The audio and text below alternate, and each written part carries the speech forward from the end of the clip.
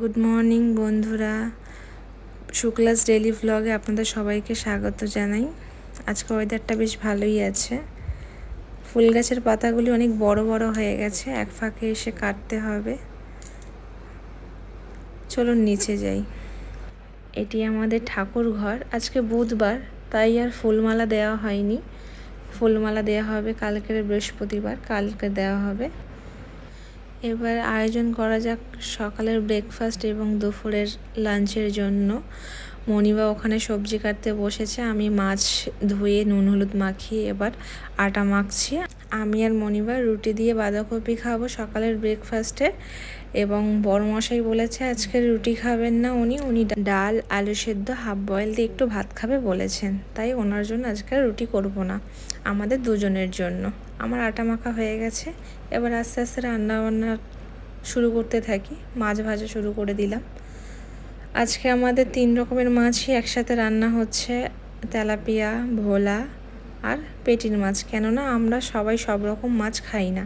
যেমন আমার বড়মশাই, উনি কাটার মাছ খেতেই পারে না, ওনার জন্য পেটির মাছই আনতে হয়। বাবাকে প্রত্যেকবারই যখন বাজারে যায় ম্যাক্সিমাম টাইম ওনার জন্য পেটির মাছ আনতে হয়। এই যে ওনার হাফ বয়েল হচ্ছে, আমার এদিকে মাছ ভাজা চলছে। আর ওইদিকে মনিবারও সব সবজি কাটা হয়ে গেছে, আমাকে দিয়ে দিয়েছে, আমিও নিয়ে চলে এসেছি রান্নাঘরে।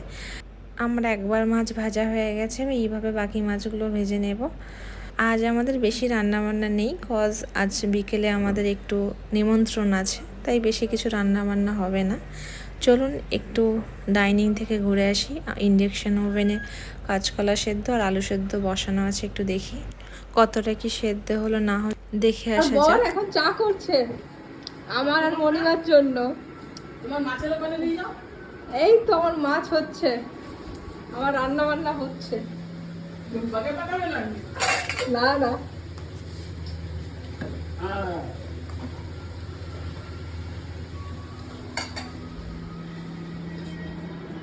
ওর চা স্পেশাল চা। চালাও না, এত ভালোভাবে চা করে খাওয়ায় না কাউকে। একটু তাকাও, চা হচ্ছে, চা হাফ চা এখানে ফুটছে, হাফ চা ওখানে। কথাটি হেসে বললেও একদম সত্যি কথা। আমার বড়মশাই খুবই সুন্দর চা করতে পারে, যেই চা আমিও পারি না করতে। খুব সুন্দর চা করে, এক কথায় অসাধারণ। থ্যাংক ইউ চা করে খাওয়ানোর জন্য। চাটা খাওয়া যাক। প্রত্যেকবারের মতো সেম একই টেস্ট যেমন হয়।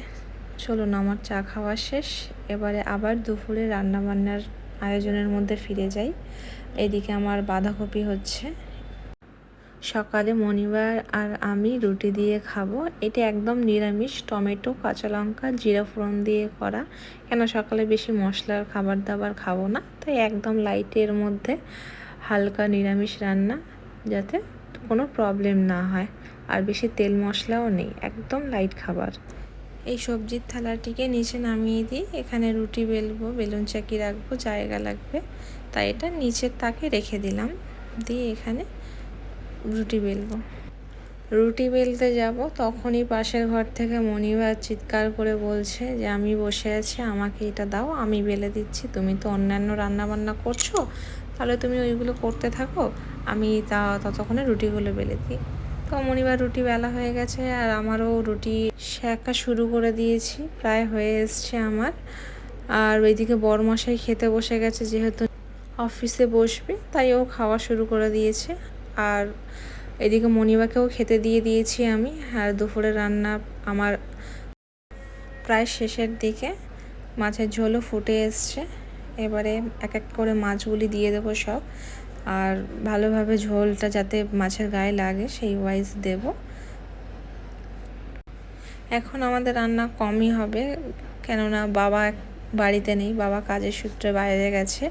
আর রায়বাগিনী ননদিনী যাকে বলা হয়, মানে আমার ননদ, সেও বাড়িতে নেই, সেও ঘুরতে গেছে। ও পরশুদিন আসবে, বাবাও কালকে চলে আসবে। আর তার মধ্যে বিকেলে যেহেতু বললাম নিমন্ত্রণ রয়েছে, তাই আরোই রান্না কম হচ্ছে, শুধু একবেলার রান্না, তাই সব কম কম রান্না হচ্ছে।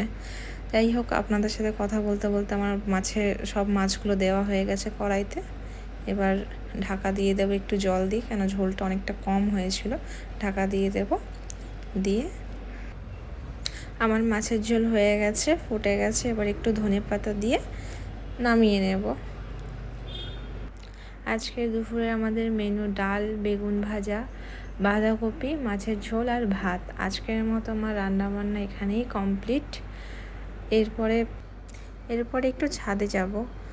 ছাদে গিয়ে যে গাছগুলো আমাদের আছে, সে গাছগুলি অনেক বড় বড় হয়ে গেছে, ডালপালাগুলি দেখি কাটার চেষ্টা করি। বিশেষ করে তুলসী গাছগুলোর ফুল এসছে বলে তুলসী গাছগুলো আর বড়ই হচ্ছে না। আজ থেকে কয়েক বছর আগে যখন আমি ছোট ছিলাম, তখন একটা সময় আমার প্রত্যেকটা মানুষের একটা করে হবি থাকে। তার মধ্যে আমার একটা হবি হচ্ছে গার্ডেনিং করার। তখন বুঝতাম না, তখন ভাবতাম কি আমি বাড়িতে এই গাছ লাগাবো, ফুল গাছ লাগাবো, আম গাছ, জাম গাছ, কত কিছু গাছ লাগাবো, কত ভাবনা চিন্তা করতাম।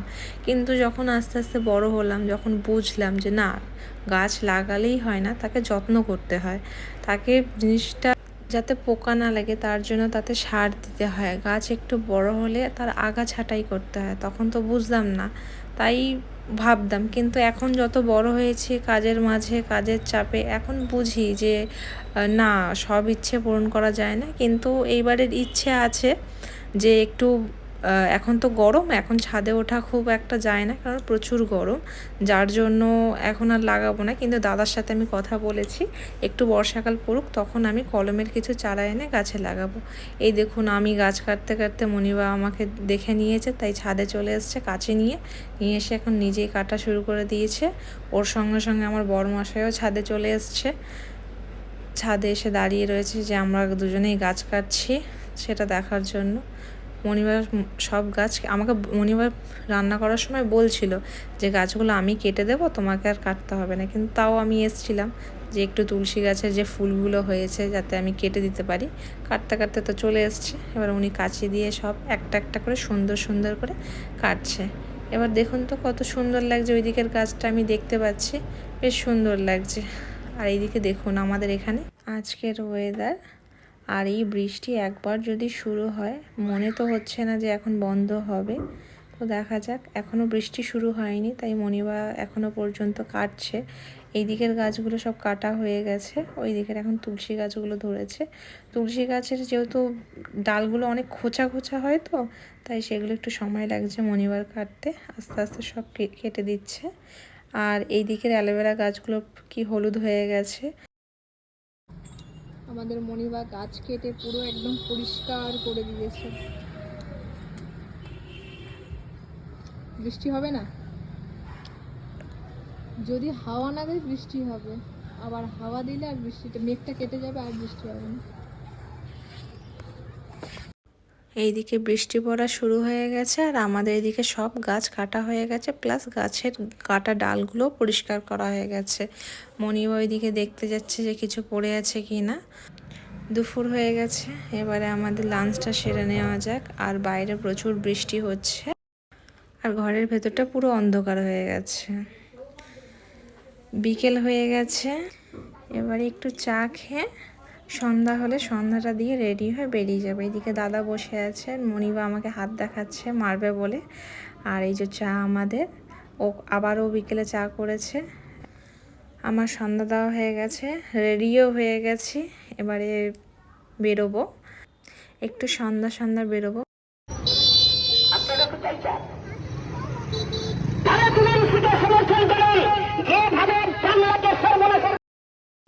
চলে এসেছি ক্রিমসে। আসলে আজকে আমার বোনের জন্মদিন, তো ওর জন্য কেক নেব। দেখি কোনটা পছন্দ হয়। এখানে অনেক রকম ভ্যারাইটির কেক ছিল।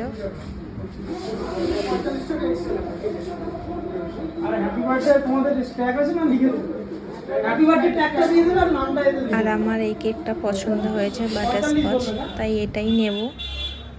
এটাই নেওয়া হয়েছে। এখন ওর কেকের ওপর ওর নাম লেখা হচ্ছে। নাম লেখার পর দাদা আমাদেরকে দেবে। তো দাদার নাম লেখা হয়ে গেছে, তাই আমাদের দিয়ে দিল। এবারে আমরা মায়ের বাড়ি রওনা দেব। ওকে সারপ্রাইজ দেব। ও কিছুই জানে না এইসব। ওকে বলেছিলাম যে আমি আসবো না, ও জানে যে আমি আসবো না, দিদি আসবেন আমার বার্থডেতে। তো বোনের বার্থডে এটা তো কখনো হতে পারে না যে যাব না, তো তাই ওকে একটু সারপ্রাইজ দেবো। চলে এসেছি মায়ের বাড়ি, গিয়েই বার্থডে গার্লকে খুঁজছিলাম। এইটা আমাদের birthday girl. Happy birthday, many many happy return of the day. আমি কেকটাকে এবার আস্তে আস্তে খুলে আনবক্সিং করি, কেননা দেরি হয়ে যাচ্ছে, ওকে কেকটাকে আমাকে রেডি করতে হবে। তো আমি আস্তে আস্তে কেকটাকে বের করছি যাতে কেকটাতে কোনো ক্র্যাচ না পড়ে, কেননা কেকই খুলতে গিয়ে আমার সাথে একটা ঘটনা ঘটেছিল, যার জন্য তারপর থেকে আমি খুব একটা কেক খুলতে একটু ভয় পাই, কেননা দাগ ভেঙে গেছিলো আমার হাত লেগে। তো আমাকে ওর জন্য বড় মাসে বললো তুমি সরে যাও, বাকিটা আমি করে দিচ্ছি। তো যেহেতু বোনের 20 ইয়ার হলো, তাই 20 বসলো ক্যান্ডেল। এবার আস্তে আস্তে স্পার্কেল বসলো, এবার বার্থডে ট্যাগ বসবে। তো বার্থডে ট্যাগটাকেও বের করছে, বের করে এদিকে ফার্স্টে লাগাবো ভেবেছিলো, কিন্তু এদিকে করলে দেখা যেত না, তাই ওই সাইডটা করে লাগালো ক্যান্ডেলটা। ও এবার দেশলাইটা দিয়ে জ্বালিয়ে ক্যান্ডেলটাকে জ্বালাচ্ছে। ক্যান্ডেলটাকে জ্বালিয়ে বার্থডে গার্লকে ডাকা হবে। তো Happy birthday to you. Happy birthday dear Ruma. Happy birthday to you. মাকে দিবি না।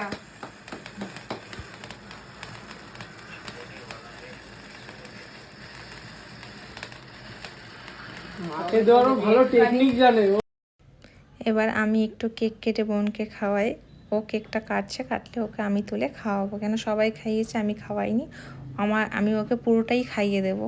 ও কেক খেতে পছন্দ করে, প্রথমে বলছিল খাবে না, তাই ওকে জোর করে মুখের মধ্যে ঢুকিয়ে দিয়েছি। সব কিছুই হলো। বার্থডে গার্লকে এখনও গিফট দেওয়া হয়নি, তো বার্থডে গার্লকে ডেকে নিলাম, ডাকার পরে এসছে। এবার বার্থডে গার্লকে আস্তে আস্তে গিফটটা দিয়ে দেব। জানি না ওর পছন্দ হবে কি না, আমি ওকে দিয়েছি, যদিও ইউজ করে, তো আমি বুঝবো যে ওর ভালো লেগেছে। রাত হচ্ছে, এবার আমাদের বাড়ি ফিরতে হবে, যার জন্য ডিনারে বসে পড়বো। যদি আমার ভিডিও আপনাদের ভালো লেগে থাকে তো আপনারা প্লিজ আমার চ্যানেলটিকে সাবস্ক্রাইব করে রাখবেন, যাতে আমি প্রত্যেক দিন আপনাদেরকে এরকম সুন্দর সুন্দর ভিডিও দিতে পারি। আর আমাদের ডিনারে ছিল চিকেন বিরিয়ানি, চাটনি, পায়েস, স্যালাড। দেখা হচ্ছে পরবর্তী ভিডিওতে।